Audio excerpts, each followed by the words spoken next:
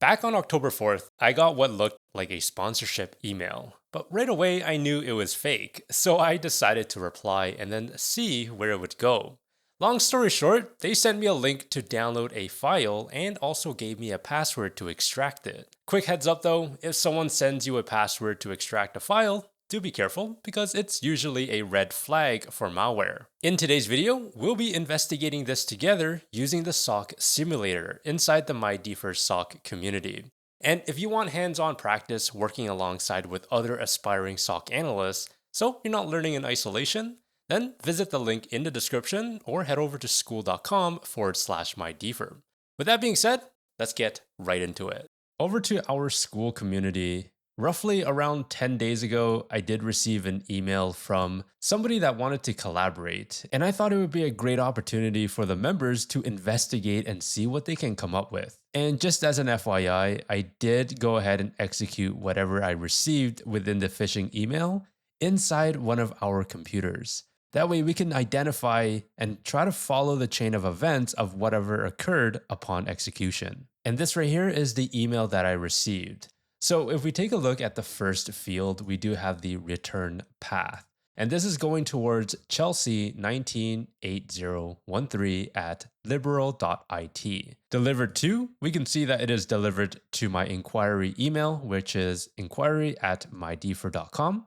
And we also see the delivery date as well, which is Saturday, October 4th, 2025 at 13:20:37 Eastern Standard Time. And if we shift our focus over to the received fields, these are all of the mail servers that received the email. And if we take a look at the very bottom, so this one right here, this is considered the first received. What that tells us is that when the attacker or whoever sent an email, it went towards this mail server first. And then it finally ended up into my mail server. When it comes to gathering additional information to obtain context, we want to take a look at the first mail server. So this right here is something of interest, and I'll go ahead and open up Notepad, and let's just put this into our notes. So I'll say mail server. Just taking a look at the domain name here, it says .local. And if we take a look at the IP address as well, this right here is a private IP. If we head over to abuse IPDB, and then paste that in, it will say, hey, this was not found in our database because, well, it's a private IP address. What we could do though, is just go ahead and copy that, use our trusty tool, which is VirusTotal, and then throw that in there. And we don't see anything here. Additionally, we can go ahead and copy the domain, head over to whoislookup, hosted by Domain Tools, and then we'll go ahead and paste that in. But let me go ahead and remove the first dot, just like that. And we get a malformed domain or IP. So we can't really find any information based off of this particular mail server. And again, it is likely due to it being a local mail server. Now, if we go back over, what we can do is perform some additional lookup for the next mail server, which is this one right here. It is italiaonline.it with a public IP address of 213.209.12.17. Now, if we copy the IP address and then paste it over to abuse IPDB, we can see that, hey, it was reported one time with a confidence of abuse of 0%. This is from Italy. And if we scroll down, it says email spam and web app attack, and it was reported by one person. And if we take a look at the domain, which again is italiaonline.it, throw that into VirusTotal, 0 out of 95. And this doesn't necessarily mean it is safe. We just need to do a little bit more investigation. Throw this into Domain Tools. And we can see that this was created 9,575 days ago. The reason why I'm doing this whoislookup check is because if there are any domains that were created very recently, that makes it a little bit suspicious. For example, a lot of attackers love to spin up new domains and then utilize that domain to perform their phishing activities. And let's just say, for example, that we took the domain and checked it under the whoislookup, and we identified that it was created, let's say, 10 days ago. We would then lean towards that this might actually be suspicious. But because this domain is 9,000 days old, we don't really lean towards it being malicious or not malicious. We are more so in the middle, neutral. So we need to, again, continue to perform some investigation to really help us conclude whether or not this was malicious. And spoiler alert, it definitely is. And now that we've obtained some additional context relating to the mail servers, the next thing that we can do is take the domain of the sender. So this one is libero.it, and let's do a whois lookup. This, similar to the other one, is about 9,000 days old. We'll do a check on virus total, and 0 out of 95. But there are quite a bit of comments here. And let's see, Russian sales and marketing phishing techniques. Interesting. Receiving tons of phishing from this domain, public mailboxes abused by a botnet to send spam emails. What that tells me is that this particular IP address was, or at least this domain, was known to do some nefarious business. And if we take a look under the Google results here, we can see possible scam email. Has anyone else gotten this? So yeah, this domain is definitely interesting. I'm going to put that into my notes. This is the sender domain, and this was reported to do naughty things. Alrighty, let's continue on with our email header.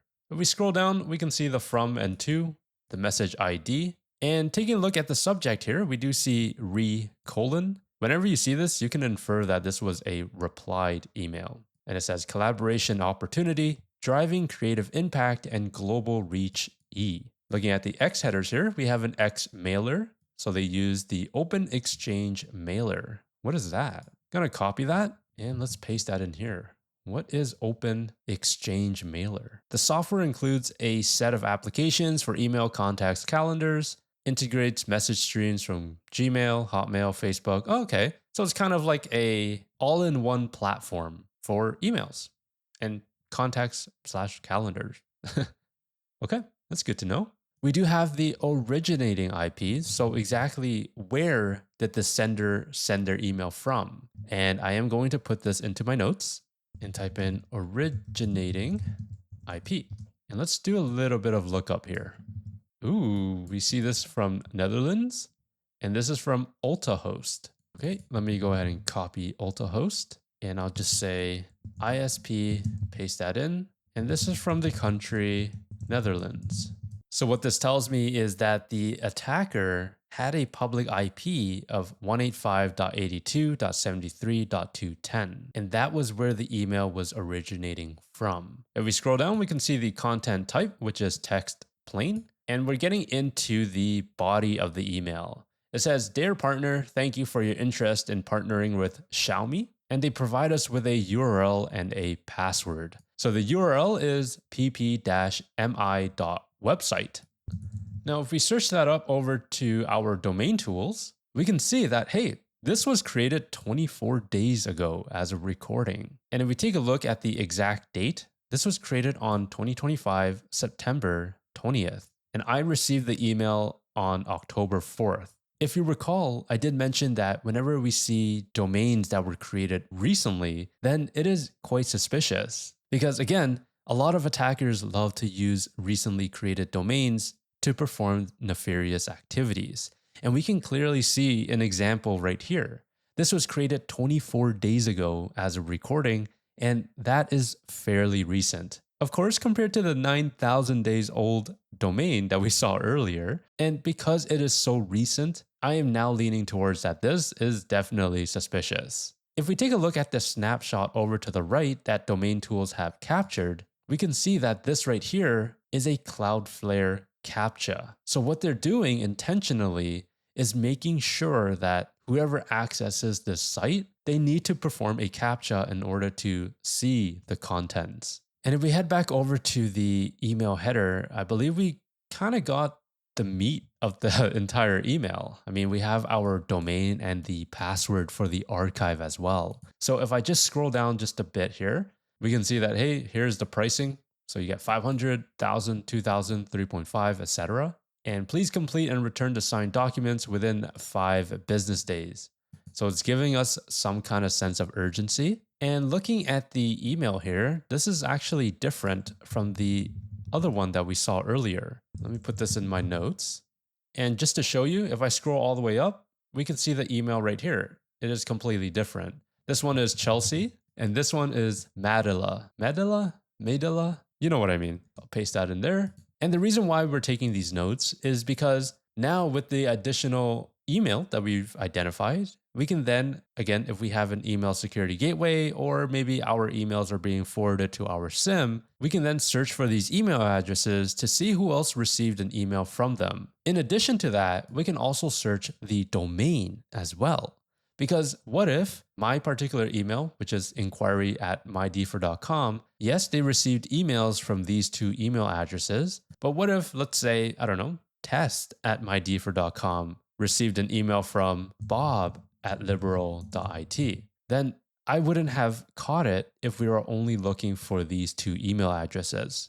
However, if we took a look at the domain instead, we would then identify this bob@liberal.it, thus helping us see the bigger picture and potentially scoping out additional accounts that might have been targeted during this campaign. Hopefully that makes sense. Out of curiosity, because it is 24 days old, I am curious to know if this website is still active. And what I'll do is head over to browserlink.com and then let's go ahead and navigate over to that website.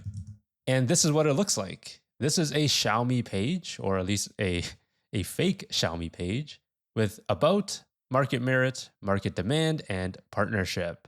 Now, if we scroll down just a bit here, we can start to see additional information.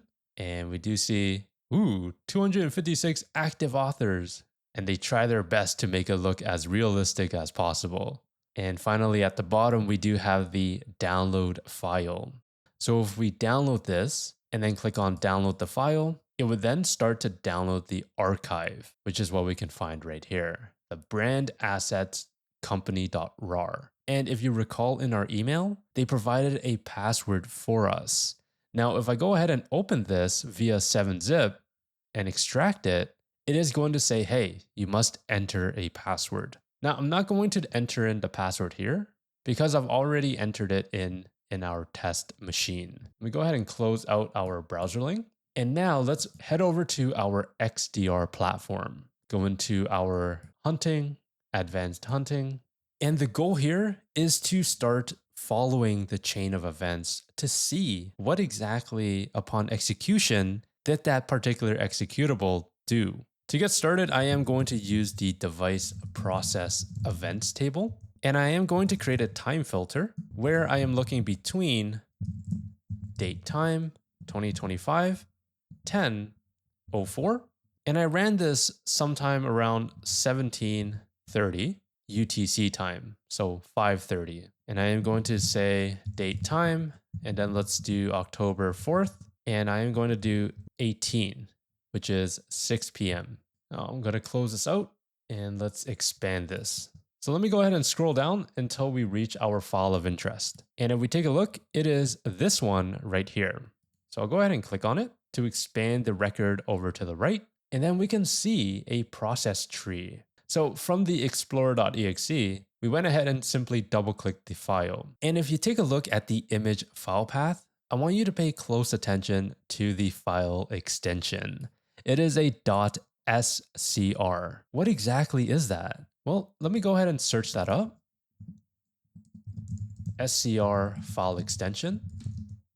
And if we take a look at the AI overview, it says the .scr file extension primarily denotes a Windows screensaver, which is a type of executable file. However, it can refer to a script file as well, and due to its executable nature, malicious actors can rename malware to .scr to deceive users into running it. And looking at our advanced hunting, it appears that that is likely the case.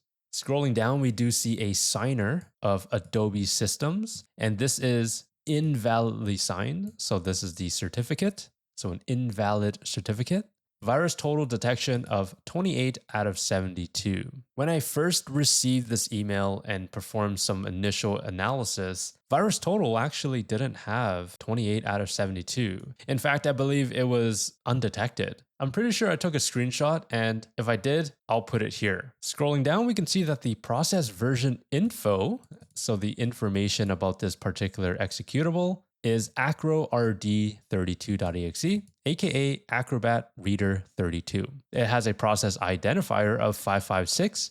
So if we wanted to follow the chain of events from parent process to child process, we can then begin searching for this particular process ID. There is the process command line, and also we have our parent process, aka the initiating process file name. So now that we've executed this particular file, what are some of the questions that we want to ask? Well, first and foremost, I want to know, did anybody else, actually, before I ask, let's note it down. So questions, did anybody else go to the URL or have the .scr file?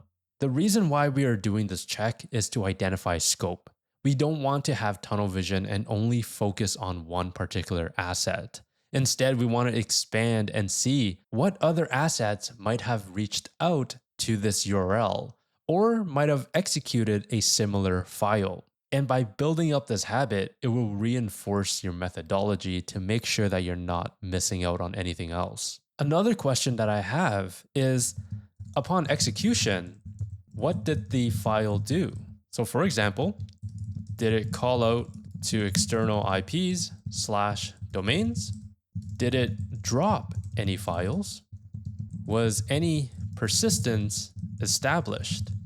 And now that we have these kind of questions, let's go ahead and start answering them. So first and foremost, did anybody else go to the URL? Well, to answer that, I'll close this out and I'll use the table name of device network events. And I'm not going to filter for the time. Instead, I am going to filter where remote URL contains, and we want to point it over to the domain that we saw earlier, which is pp-mi.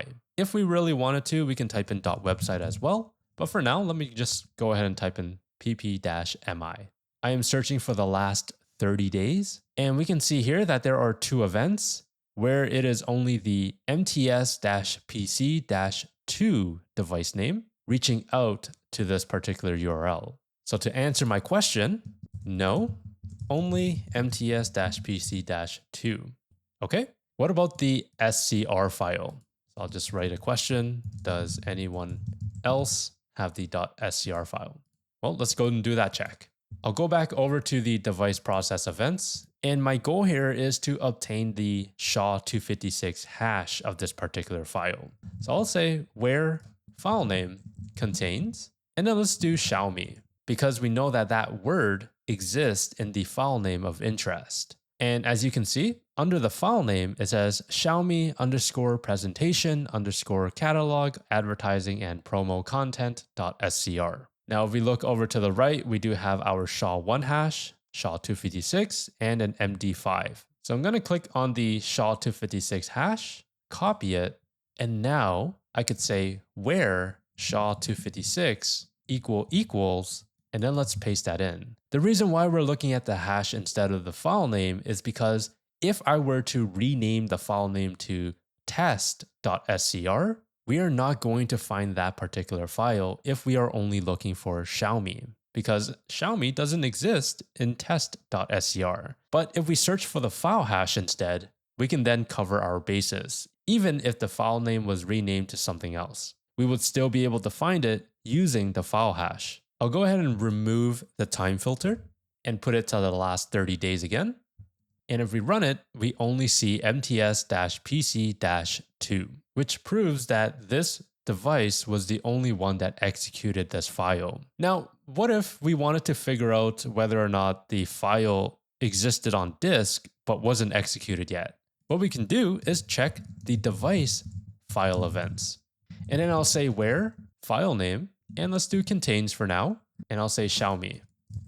And we can see that there are 5 events. Looking at the device name, it is only MTS-PC-2. Similar to what we did earlier, I'll say where SHA-256 equals, and let's paste that in. I am going to comment out the file name, and there you go, file created. If there was another computer, let's just say MTS-PC-3, that downloaded this file from somewhere else, but didn't execute it, we wouldn't have seen it in the device process events because it wasn't executed, but we would see it under device file events because the file was created. I mean, it was downloaded, but it wasn't executed. And that check is still important. Why? Because, well, maybe today they didn't execute it, but maybe tomorrow they might execute it. And if that is the case, we want to make sure that we're proactive and really get a good understanding of who might have this file. So that way we can just go ahead and delete it or inform the user to not click it,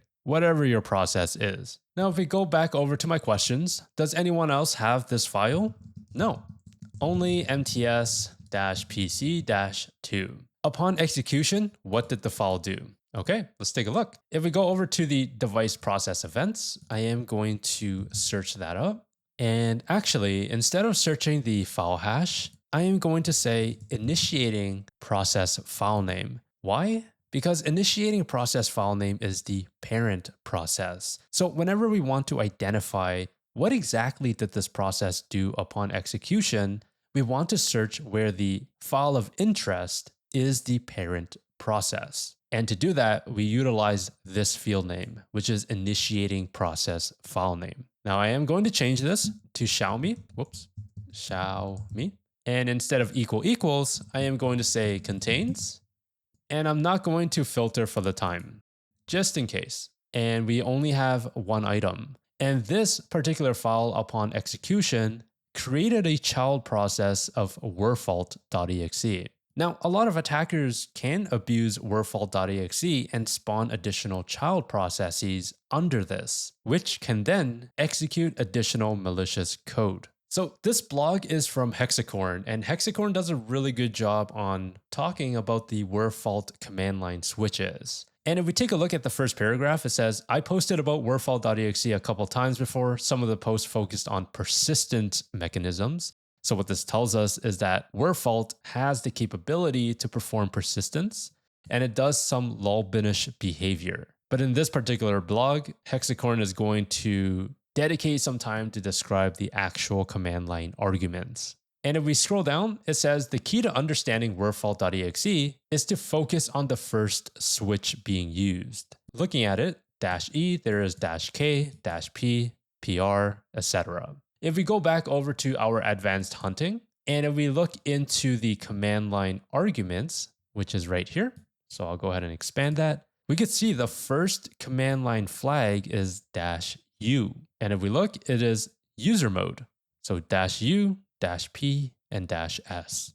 If we look at advanced hunting, -U, -P, -S. Okay. Now you might be wondering, Stephen, why are we looking at this? Why is it important?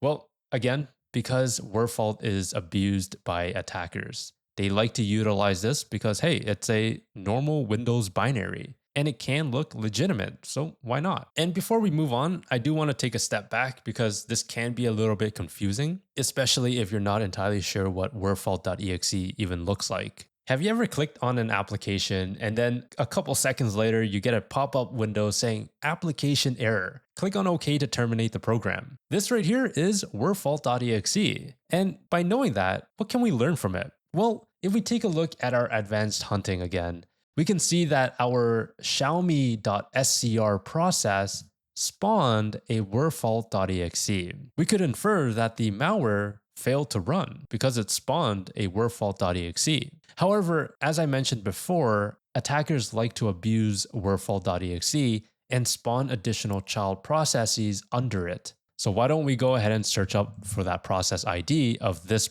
werfault.exe. I am going to say where process ID equals, and then paste that in there. I'll comment out the initiating process file name. And this is based on the last 30 days. So we are going to get a lot of hits.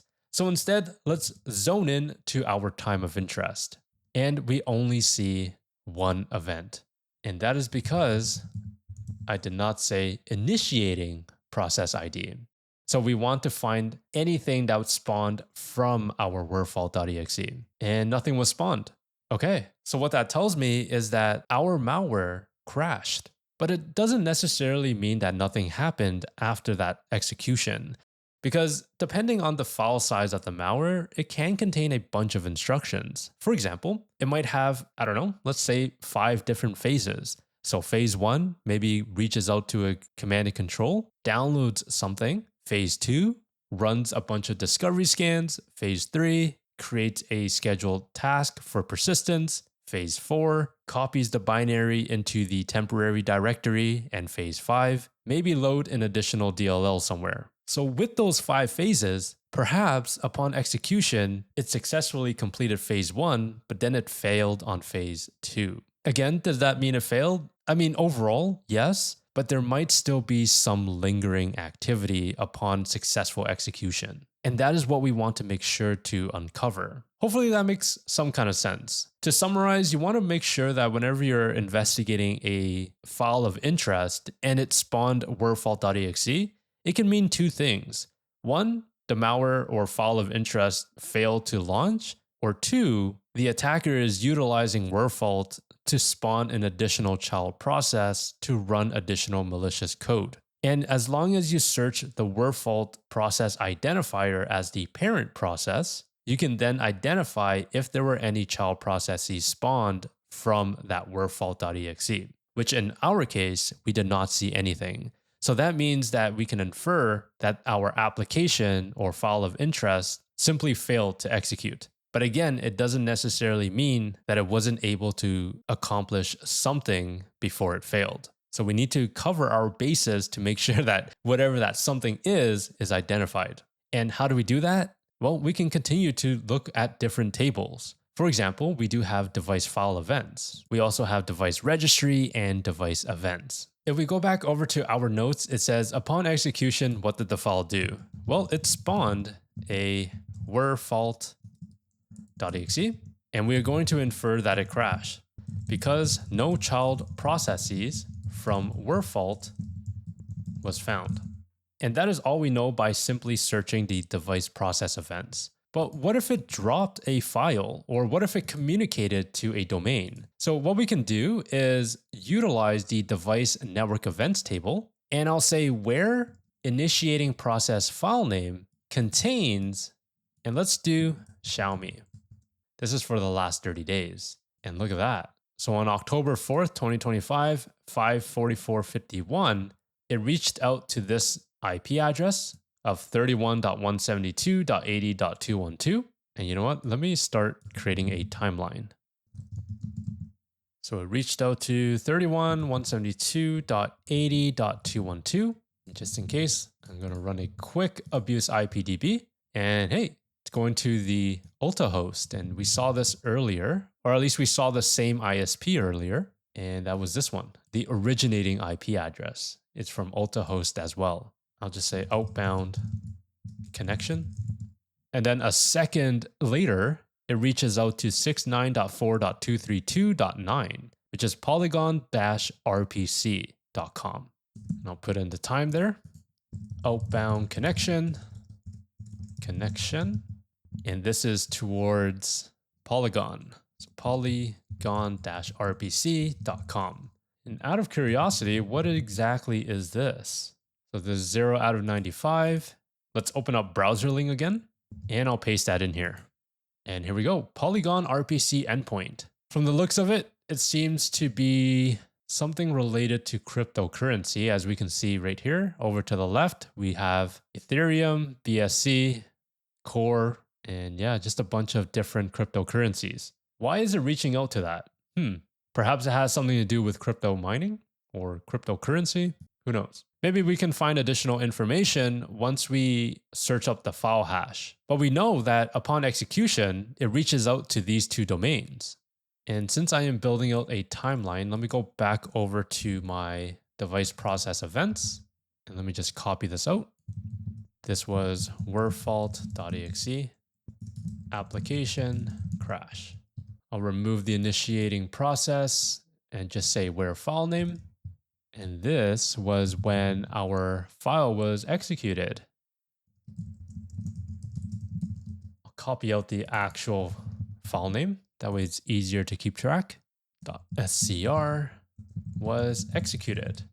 Great. Now let's check out the device file events. Was anything dropped upon execution? And this right here is the file created by searching up the file hash. So I'll go ahead and comment that out and say where file name contains Xiaomi.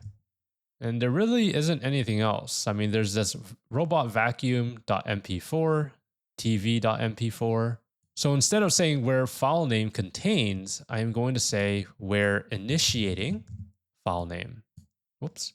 Initiating file name or initiating process file name. We get a file created. And this is our file of interest, our .scr file. And the file that was created is this particular DLL. Let's put that into our notes. Okay, upon execution, what did this file do? It spawned a werfault.exe. Did it drop any files? Yes, it did. Dropped this DLL.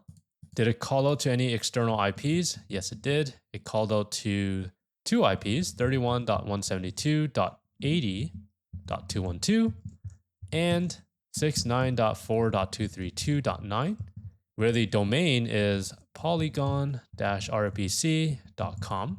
And I'm just going to say crypto. And yeah, it dropped this DLL. Where did it drop to? Looking at the file path, it would drop inside of C program data. So I'll do C program data. What time did this occur on? 5:45.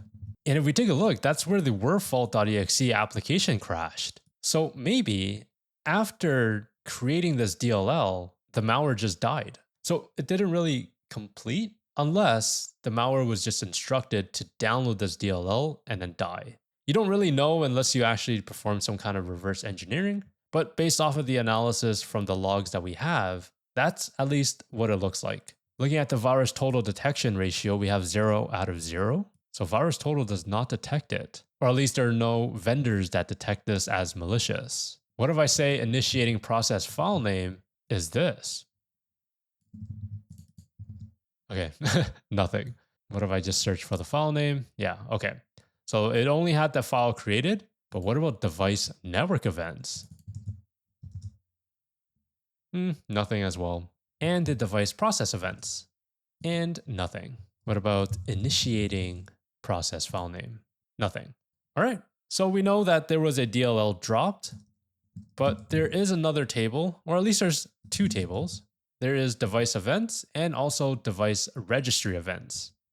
So I'll say where file name contains, and let's just do Xiaomi for now. Ooh, we do have quite a bit. So we know our file was executed around 5:44, but that's about it. We don't see, there's nothing else that's quite interesting using the Xiaomi here. But what if I throw in the DLL that we recently found? And 5:45:02. Okay. So I should say DLL dropped. 5:45:02. What happened here? This was simply a antivirus report that generated at 5:45:02 from Microsoft. Antivirus report for DLL. And what about device registry? Where initiating process file name contains, and then let's do Xiaomi. There's nothing here. What about the DLL? And nothing here. Out of curiosity though, let me search up the time generated, and just to cover my basis, I am going to zone in when the DLL file was dropped. So this was dropped at 45, and this looks good. Let me go ahead and remove that. And I do want to filter where device name equals, and then we'll do MTS PC-2 because that is the device of interest. And I'll also sort by time generated. And let's do ascending order. So we do see a couple of IP addresses and URLs, but this is coming from service host, werfault, and this looks like to be related to Microsoft activity. Okay, let's do the same for the other ones here. So my file events, just paste that in here, and I'll comment out the file name. At the very top, we do see our DLL of interest, and then there is a dump file for the Windows error reporting, which is the werfault. And that is pretty much it. And doesn't really appear to be anything there. And actually, there is one more table called device image load events. And I am going to say where initiating process file name contains, and let's do Xiaomi. So there is one event, but it doesn't really tell us anything new. What about this DLL? No results. Okay, if we take a look at our notes, it says, was any persistence established? And based off of our searches, it doesn't appear to be so. However, if we take a look into our device events, there is actually another field called additional fields. Now, I do want to make sure that I'm covering all of my bases because right now we are only searching where file name contains this particular DLL or Xiaomi. But what if we say where additional fields contains, let's start with Xiaomi, and maybe we might identify some interesting information. So right here, there is a PowerShell command. What is this? Okay, this is me performing a get file hash.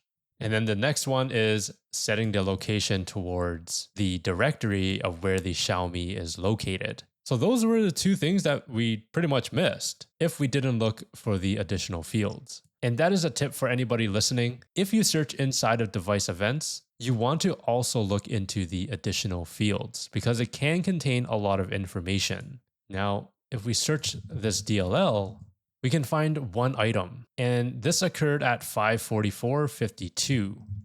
So 5:44:52. And what did this do? Look at that. Action type schedule task created. And if we look into the task content, we can see that it is loading this DLL with the argument of start, and it's enabled. So what this tells us is that there is actually persistence. Isn't that interesting? So that is why we want to always take a look at additional fields. So I'll say created schedule task to load DLL with start argument. And the schedule task that was created is this right here. And that is the same file name as our DLL. Paste that in there. And that is pretty cool because if we follow the chain of events, we can see that the .scr was executed. It performed 2 outbound communications, and then it created a scheduled task. And finally, it dropped that DLL. Now, I do have were fault above the DLL dropped, but if we take a look at the exact time, it's the same. So in this case, you need to take a look at like the milliseconds, but we don't have that information here. However, I'm pretty confident that this was the actual chain of events where they created a scheduled task ready to load that DLL. The DLL was dropped, but then after that DLL was dropped, the application crashed, meaning that the malware did not fully execute. That is pretty interesting. Rather than performing actual malware analysis, instead, I am going to just upload it over to VirusTotal. This right here is our DLL of interest. And I do want you to note that there are some risks whenever you're uploading files to VirusTotal. One, you want to make sure that there is no PII data or any kind of sensitive information. And two, you want to make sure to let your team know that you are uploading a file to VirusTotal. Because the worst case here is if you're doing an incident response and you don't want the threat actor to know that you're actively investigating them without properly scoping the environment, then by uploading any kind of file to a sandbox can alert them. So just make sure that you're aware of those risks. However, in this case, it is a simulated environment, so I don't really care. I'm just gonna throw it into VirusTotal and go from there. And based off of VirusTotal, there are 14 vendors flagging this as malicious, and there is shellcode. Taking a look at the creation time, 2025-09-15, and the first submission date is actually right now. What this tells me is that this particular identifier is probably just that. It's a unique identifier to let the attackers keep track of who is potentially compromised. But what exactly does this DLL do? And I'm kind of curious, but that could be another video. But what I will do is add this as a resource file. If you're in the community and you want to tackle this malware, it is right there for you. So just go ahead and download it. And the password is infected. But I think that is pretty much it. So if I go back to my notes, was any persistence established? Yes. A scheduled task was created to load the DLL. And looking at the chain of events, yeah, nothing else really occurred.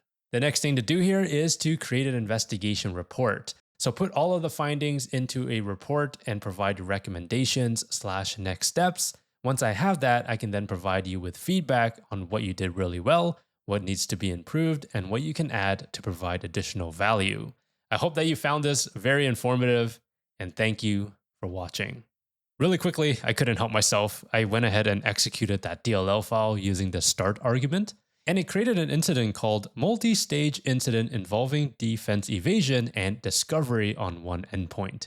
If we follow the chain of events, we can see that, hey, there is possible theft of passwords. So upon execution for that one SCR file, if it didn't crash, I'm going to assume that its purpose is to load that DLL and steal passwords. But because it crashed, it didn't do that.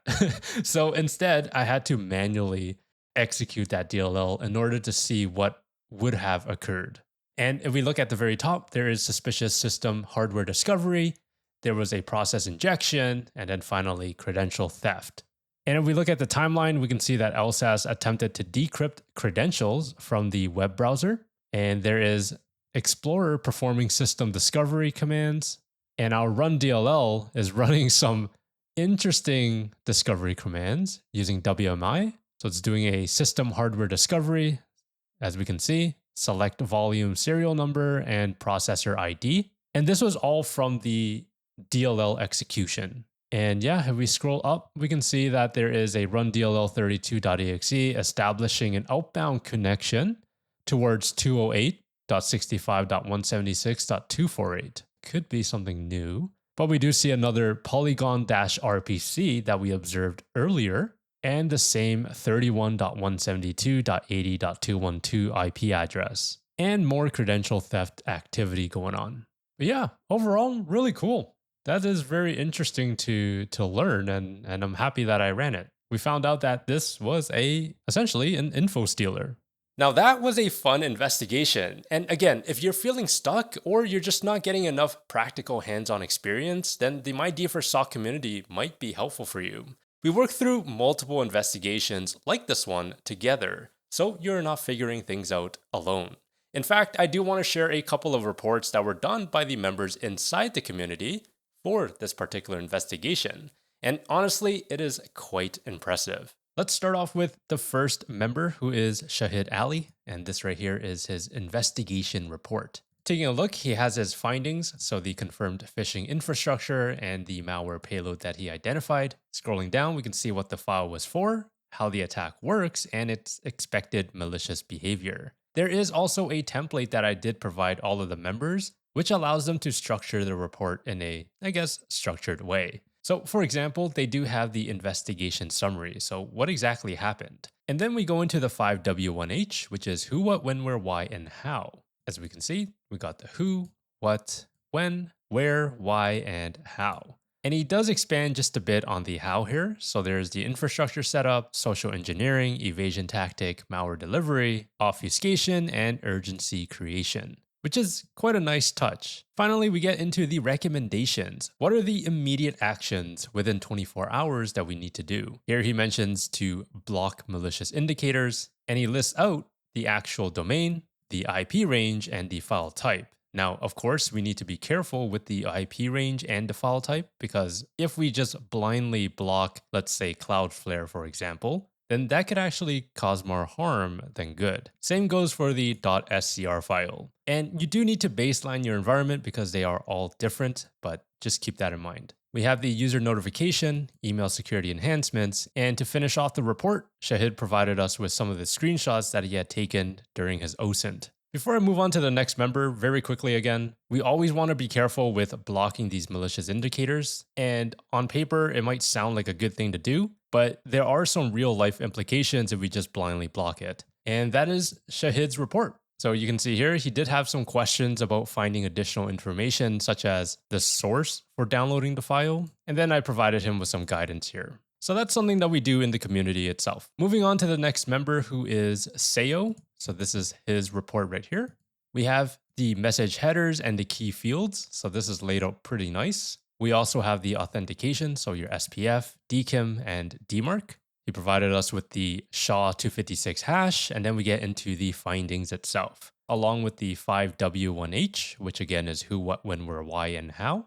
And then we have the recommendation. Now, you might be thinking that this is quite similar to Shahid's report, and that is because they are following a structured template that I provided for them. That way, they can easily translate their findings into a nice, organized report. Seo went above and beyond by performing some static analysis, which is always nice to see. He also provides a brief explanation on what entropy means, and also a Python script sample. Very cool. He goes into the strings analysis and uses tools like PE Studio and Detect It Easy. These are some of the tools that I introduced in the 90-day SOC Accelerator program as well. So if you're curious to learn about static analysis or dynamic analysis, then the 90-day SOC Accelerator program could be perfect. But do keep in mind that we do go into only the basic static and dynamic. We don't go into super advanced. So for example, we don't go into debuggers or disassemblers. Scrolling down, he goes into the malapi.io, which is a site that you can use to obtain additional information based off of the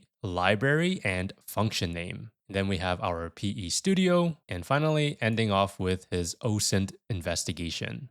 So there's IP reputation, domain reputation, and file hash reputation. Very cool. Finally, we have Felix, and this right here is his report. And let's go ahead and scroll down. Immediately, we get a screenshot of a malicious phishing email, which is always appreciated. And then we jump straight into the summary.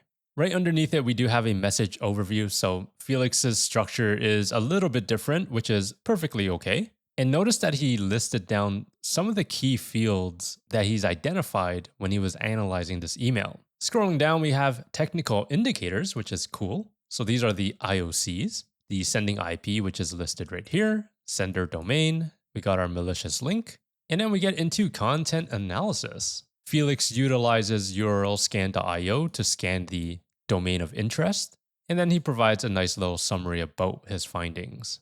We get into network and behavior summary, and also the network query analysis. So his objective was to determine whether any internal devices or hosts within the organization's network established connections to the suspicious domain. I love that he provides his own methodology here, and also the KQL query that he's used. We get into the observations that he found, and then we move on to the execution part of things. So once you double click the .scr file, what was observed? Similar to the network query analysis, Felix provides his KQL, screenshots, and his key findings. And if we scroll down here, we can see that Felix actually did some additional things, such as hunting for persistence. And this is really awesome because now you're thinking the bigger picture. Yeah, we know that the file was executed, but what happened afterwards? And Felix is doing a good job by trying to identify additional indicators. And we can see that here in his report. He goes on to lateral movement and suspicious network activity. And then finally, we have our executive summary along with the 5W and 1H. And then we get into the MITRE ATT&CK mapping, which is pretty nice. Felix went ahead and mapped all of his findings to the MITRE ATT&CK tactic along with the technique itself. Then we get into the recommendations. So what should the client do? And we get into the lessons learned. How do we reduce the risk of a similar incident going forward? I've also interviewed one of the members to share their experience inside the MyDFIR SOC community. If you are curious whether it's a good fit for you, then I'll also link that video in the description as well, so you can hear directly from someone who's been through it. Remember to stay curious and do things differently.